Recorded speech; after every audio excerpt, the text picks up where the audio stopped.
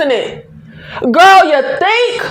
Like, this shit, it did not make any sense. It wasn't smart. And then she started talking about, I could go out the back door. We could sneak out. We could bring people inside. How are you going to bring people inside, Fatima? The same people who ain't want to go in the motherfucking diner? Hello, beautiful people. Welcome back to my channel. In this video, I will be recapping season 2, episode 2 of the series From. Now, I gotta admit, okay, this was a really good episode.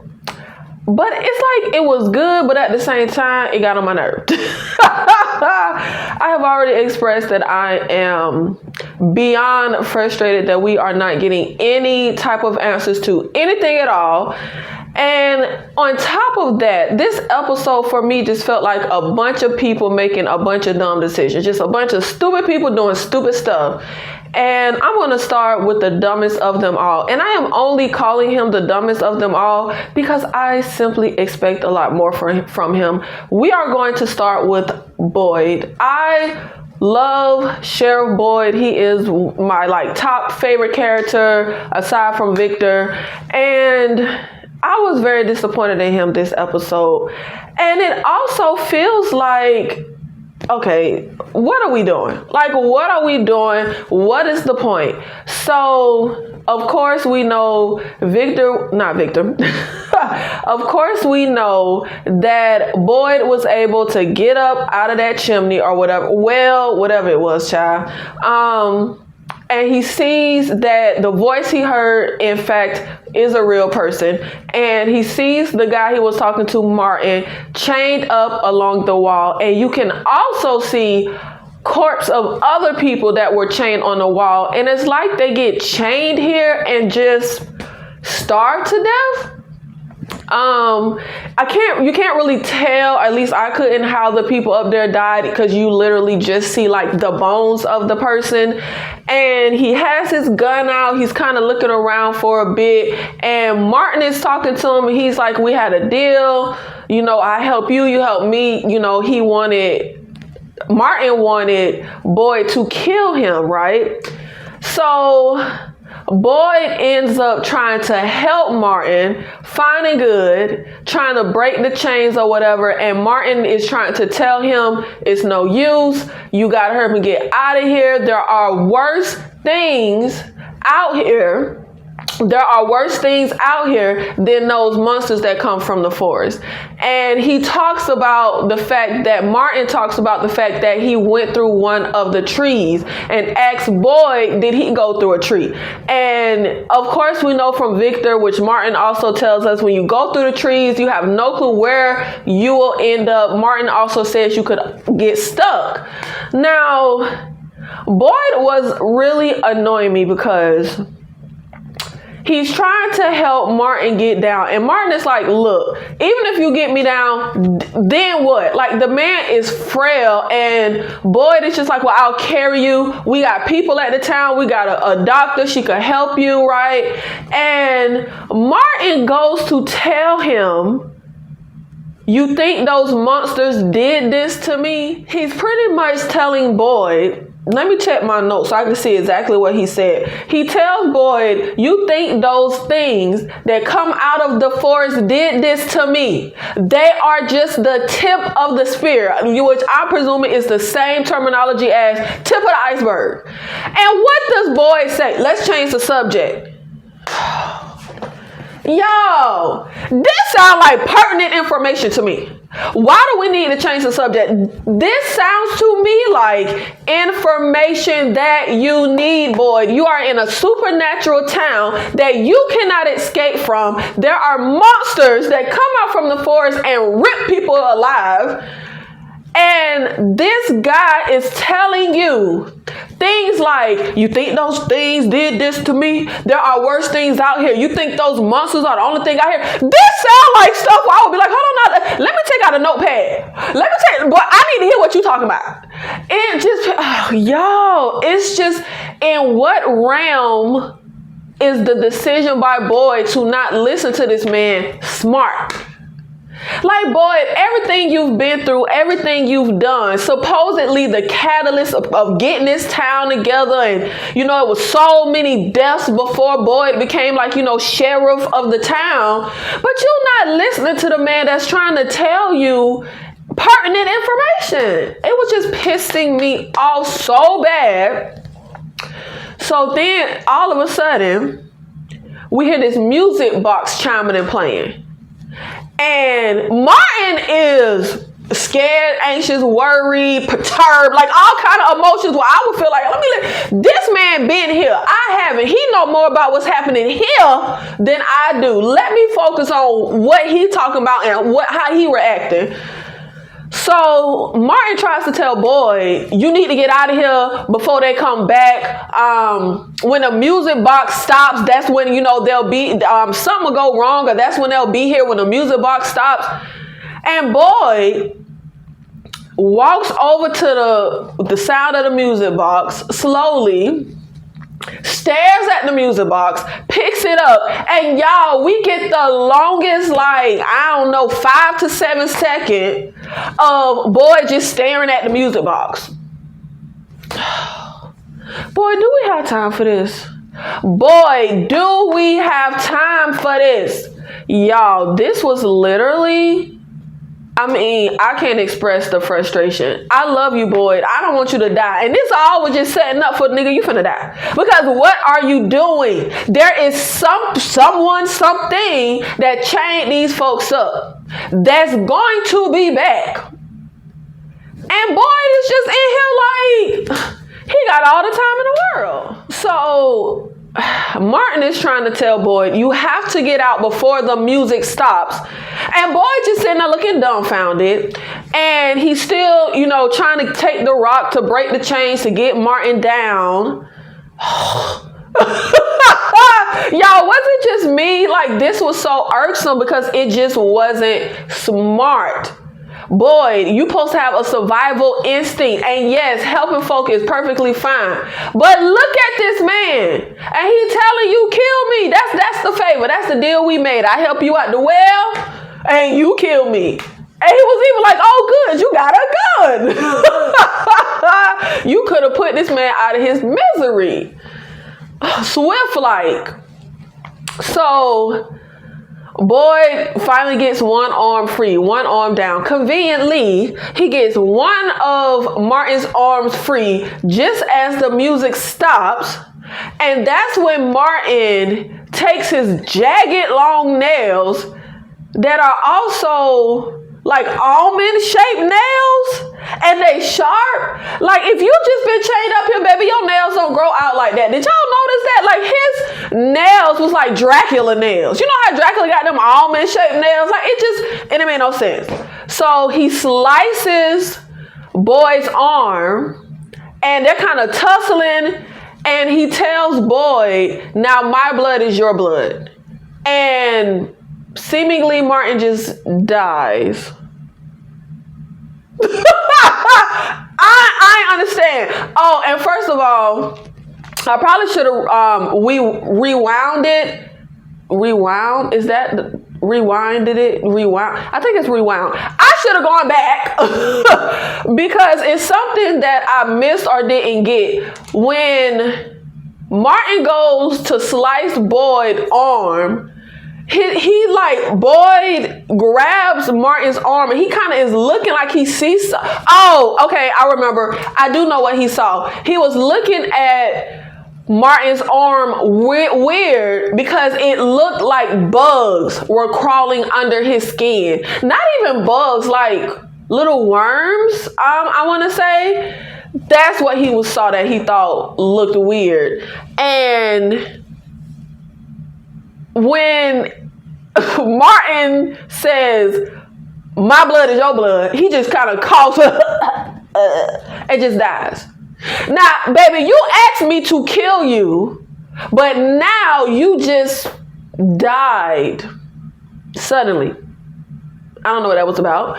And as soon as he does this to Boyd's arm, Boyd started kind of getting sick, coughing, acting like he a little sick. And Boyd grabs one of the torches. He walks out of the place. It's dark. It's nighttime. And we got Boyd making more dumbass decisions. Boyd is outside. It's nightfall. Nightfall is when the monsters come. Boyd sees a dog. I completely get the shock because they don't have dogs. So Boyd is like, a dog? The dog come up to Boyd, sniffs him, runs off. This is when it gets stupid. Boyd is running through the forest at night with this light that anybody could see. You could see a light in a dark ass forest from miles off. He chasing after the dog. Boyd, sir, why are you chasing this dog at night in the forest when the monsters come at night? We're not supposed to be outside at night, but you're wasting time chasing a dog outside at night. Y'all, I couldn't even.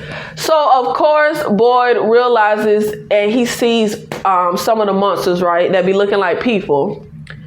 Y'all, this was so stupid. Y'all, why was Boyd hiding behind the skinniest tree in the world?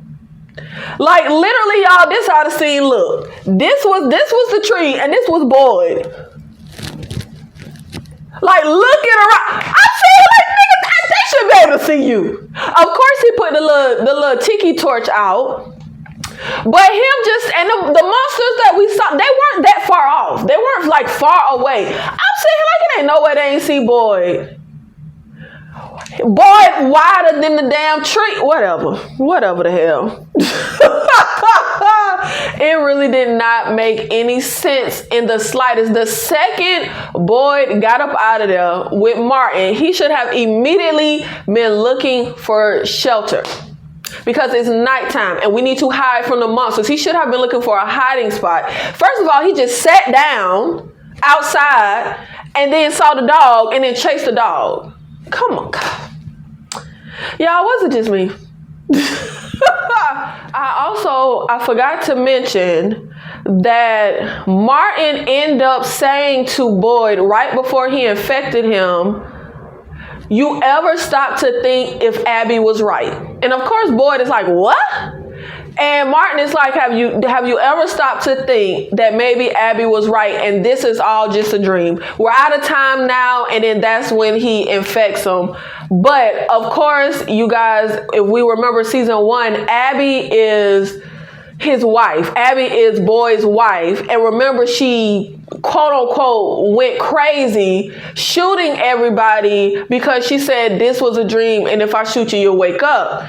So I'm thinking maybe Martin was in the town initially when him and his wife was there, because he does tell us he thought the town was bad, but like this is much worse. There's much worse things out there. So apparently he was in the town. He knows of the town. So I'm going to presume that's how he know that. But I'm also going to presume we just never going to get an answer to how he know that, because whatever, child. Now, Boyd ends up running to the little, y'all, what is that thing called? That be on like the back of them big semi trucks. It's called something. Flatbed? I can't remember. If flatbed is, no, it ain't flat. Is it flatbed? Y'all, whatever it's called. The little part of the back of the truck where you, shipping container. Boyd ends up going over to one, and that's when he meets up with Victor and Tabitha because they're hiding in there. And he tells them, don't worry, I have a talisman, so they can hang the talisman in there and close it up, and the monsters won't be able to come in and get them. And just as Boyd gets over here, we end up seeing Elgin from the bus running towards us. And of course, Boyd is just like, hold on now, baby. We don't know you, cuz. But we also see the monsters coming after Elgin. They're behind him, and Elgin is like, they're killing everyone. And they end up letting Elgin come in. But of course, Remember, Victor has been underground where they sleep since the whole attack on Community House. He doesn't know anything about the bus. And Tabitha fell through the damn floor, child. So no one here knows anything about the bus arriving in town. So we're like asking Elgin, who are you? Like, you know, they don't know anything about anything for him to be here. And that's when Elgin tells them about the bus, that there was 25 or so people. And he also gives Tabitha the information about the house next to the diner collapsing, which of course we know is Tabitha's house. And y'all, I thought it was a trick when we see the sun coming through the bottom of the little sliding door for the truck. Cause I was like, child, that seemed like a trick, but it wasn't a trick. And of course we finally get out, and this morning, and Elgin gives them that information. Tabitha starts running towards town, which doesn't make logical sense. She's running towards town at the thought that her house collapsed, but nobody was in the house but her. So I don't know why she's running like she's worried about her husband and child, unless she's thinking they were in the house overnight and it collapsed. Like, I'm not sure how she's putting this timeline together, but nobody was in the house but her. So I'm not sure what she was thinking with that one. But Elgin also ends up telling them, you know, I should have listened to the lady with the shotgun. She was trying to get everybody into the diner. Now, as we end up leaving to go towards town, this is when Boyd looks at his arm and notices those same little worms that he saw crawling through Martin's skin on him. And I was trying to figure out if Victor saw it as well, because Boyd had to say like a few times, close it up, let's go, come on Victor, let's go. And he was kind of standing there like, so I'm like, did Victor see it? And also, has Victor seen this before? Because remember, Victor has been here longer than anybody else. He's been here since he was a child. So I'm wondering, first of all, did Victor see the worms crawling through Boyd's arm? And also, does he know what it is? Has he seen this before? And Martin didn't seem evil. He seemed like just a decent human being.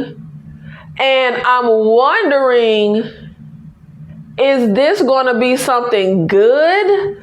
Which I know might sound crazy, but I'm just trying to think, because it doesn't really add up to me that Martin would suddenly do something evil to Boyd.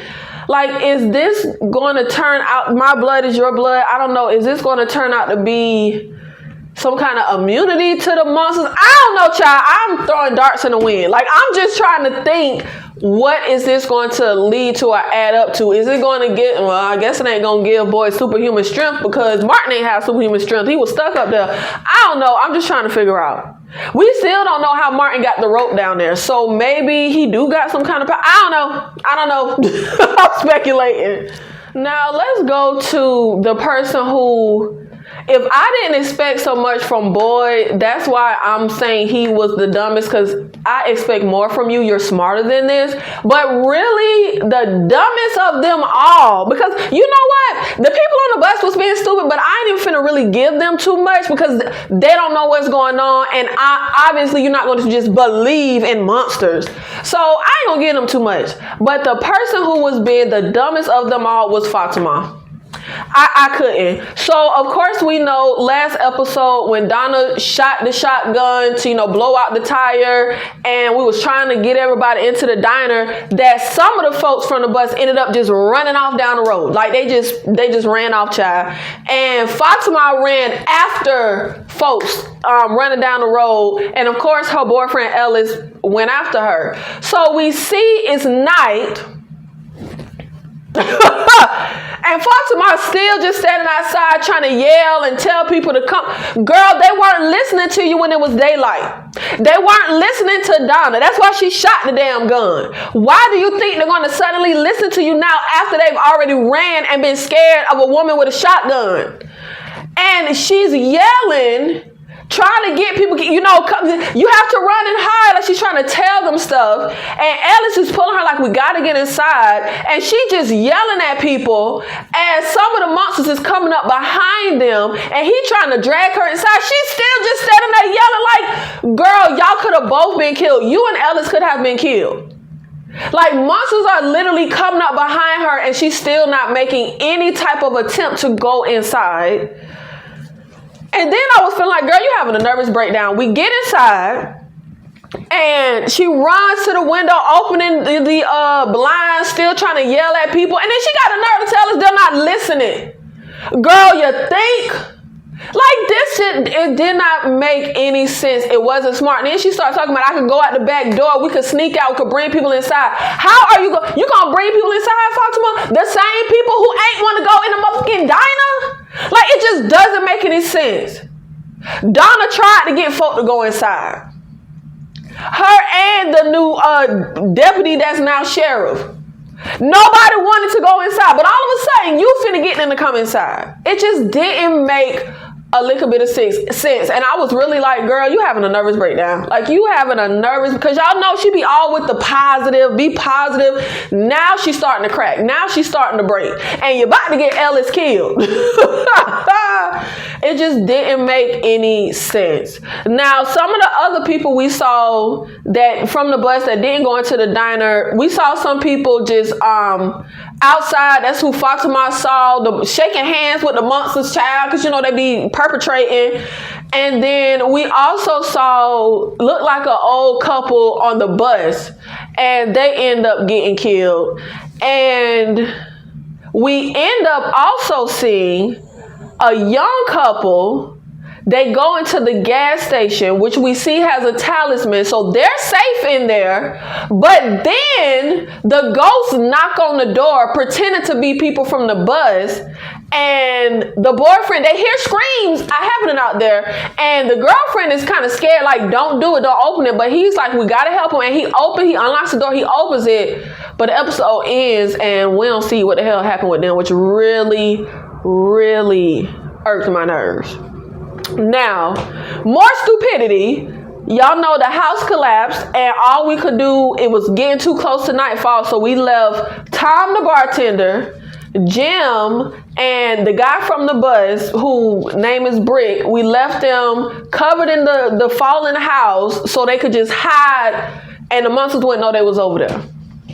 Now, y'all, I said in my last video that shows like this, whenever they introduce black characters, they kill off a black character. I guess it's like a cap on the black characters. We can only have X numbers. Y'all, I don't make these rules. They did it on Walking Dead. Like, they literally always do that with shows like this. I guess I won't use the absolute and say always, but typically, and I was right, because Tom got killed. We introduced Elgin and the bus driver, and now Tom dead.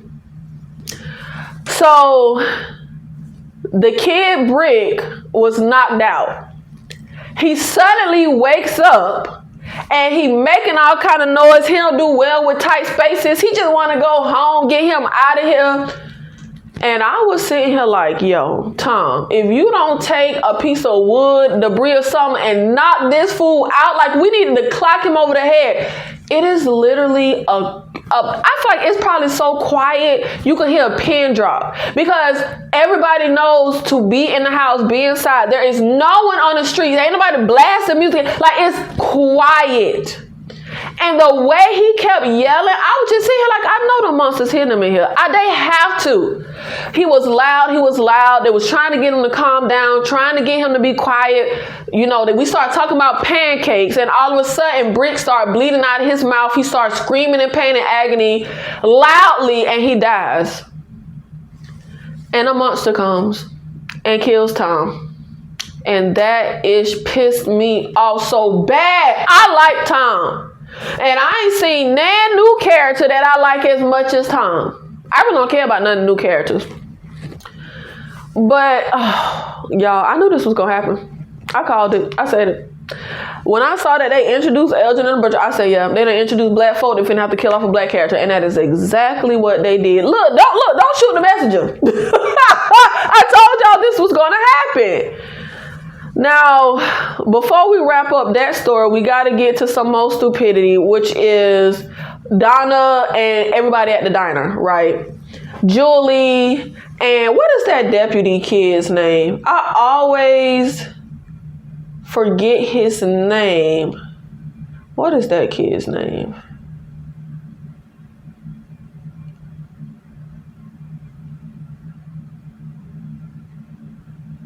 Kenny is his name. So we got Deputy / Sheriff Kenny, Donna, the nurse, and some other person from town holding a shotgun with Donna, and all the people from the bus, right?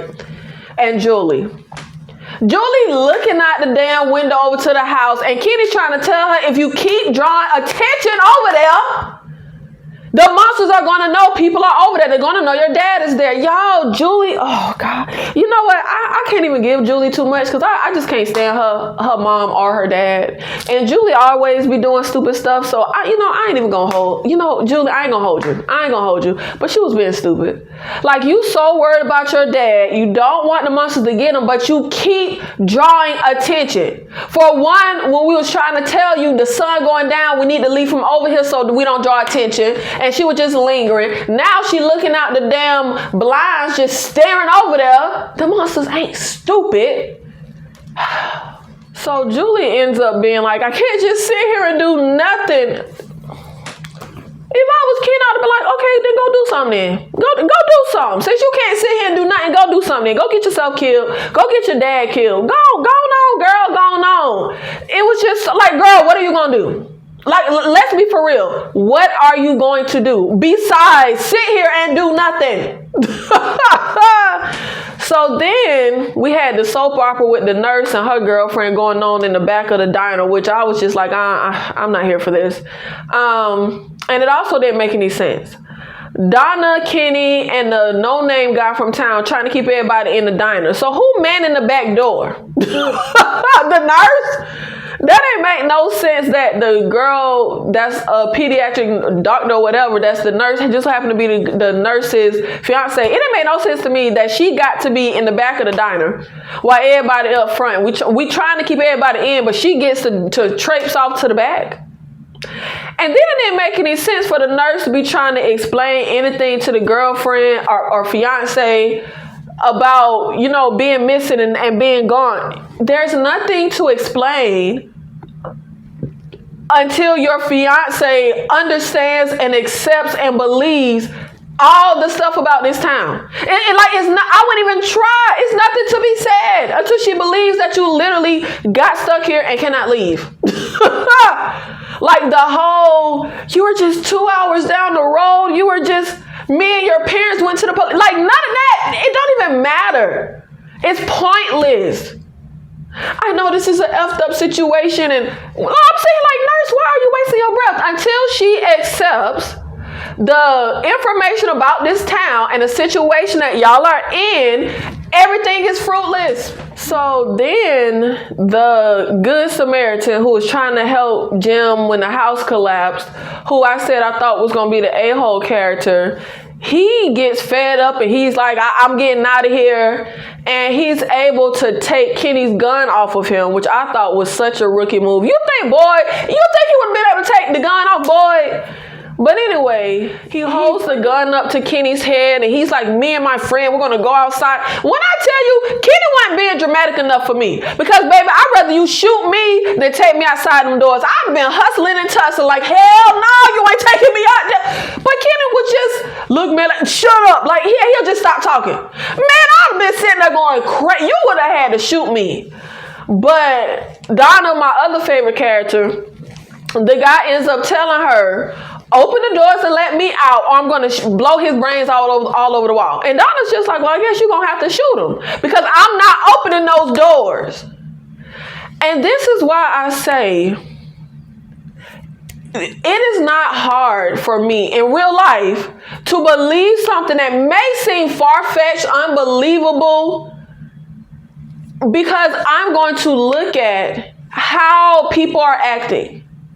You are in a situation where these people are so scared to go outside that they say, well, you're going to have to shoot them in the head. That should tell you there is something, okay, fill in the blank. There is something dangerous out those doors. Come on, man. Even you don't have to believe in ghosts, monsters, or supernatural, nothing like that. But there is obviously something that has these people scared to death. But it ends up being sounding like a knock on the door, which I don't know what knock. We ain't seen no ghost. We ain't seen no person. We just heard a knock. And Kenny is able to get his gun back. Donna knocks old boy in the face with the shotgun. And we all end up just staying here till morning. And we end up hearing Tom screaming. And of course, Julie goes crazy. We have to help them hide by dying along with them.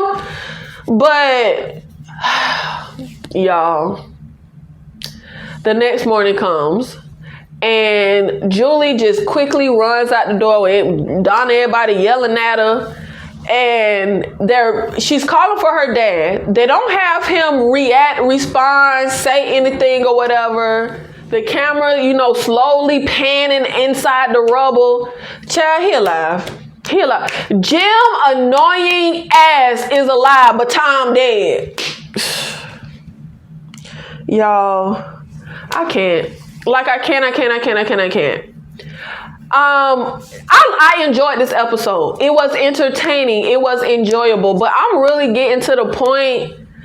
I don't want to say I'm over from, but I was already extremely upset at the season 1 finale when we didn't get not one answer. And I'm starting to get real upset because I'm telling y'all, man, if I done invested my time and I don't get no answers, if I don't get no payoff, it's starting to really feel just extremely convoluted. We don't get any real climax or progression to the narrative. We just keep getting cliffhangers and questions. That's it. That's all. That's it. That's everything. Why was Boyd calling that dog Gus? How was Martin able to throw the rope down? Why did the house collapse? What made the house collapse? I thought it was the evil that made the house collapse. But if the evil made the house collapse, how come the monsters ain't know the people was in there? And all the 1,100,000 million questions from season 1. It's like we keep having all these little things happen where it's like, does that mean something? Oh, what is that? How does he know that? Where is this going? What the hell is Sarah? This is episode 2 and they still have not shown us what the hell happened to Sarah. The boy in white told Sarah to have Boyd go in the tree and he'll be safe. Boyd has been far from motherfucking safe since he got in that damn tree.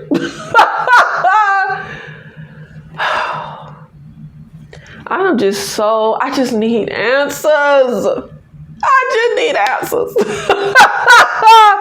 I don't know. It's not fun for me to just get mystery and no type of answer or payoff. No dots being connected in the slightest. But the next morning, we see Tom's mutilated body outside the collapsed house. The bus driver, she goes to get on her bus. Why? I don't know. I don't know what the hell she was doing when she thought she was doing what she was going. Bitch, your tire flat. I don't know why her first thought was to run to the bus, but she did. And she sees a trail of blood and she discovers that old couple's body. And I'm like, yeah, girl, you would have got all them people killed. And I'm very curious if the people from the bus are going to finally believe Donna and crew. Because the idiot that tried to get out and grab Kenny's gun, when Kenny said you hear the screams, his reaction is just, yeah, I hear the screams, but it's convenient, I can't see nothing. I'm just saying, are you psychotic? So we'll see if they even still believe anything. And that's why I also feel like I would not shoot the tire out, because you need the experience of driving for hours down that road and going nowhere. Thank you so much for watching this video. I'm so frustrated. Let me know in the comments, are y'all just happily going along with all the mysteries, or are you hitting a wall of frustration like I am and are tired of stuff just happening and giving us questions? Because I'm really starting to feel like I'm not going to get an answer to anything, and that is going to really, really piss me off. Just all the little stuff that keeps happening, stuff that people are saying. I mean, is it ever going to add up to why Elgin flipped out on the bus when he saw what town he was in? Because he ain't listening to Donna and going to Donna. He ran traipsing off down the road. I'll see you in the next one. Thank you.